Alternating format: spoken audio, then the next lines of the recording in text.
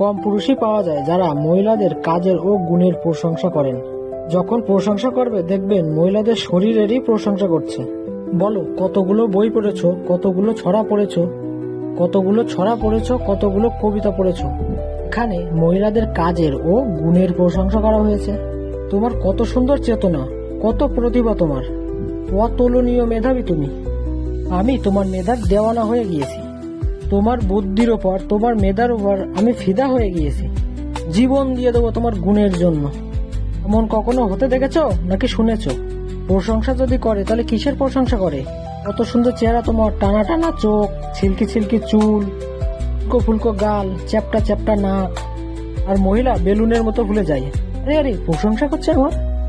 এটা একটি সাজেশন মনে করো।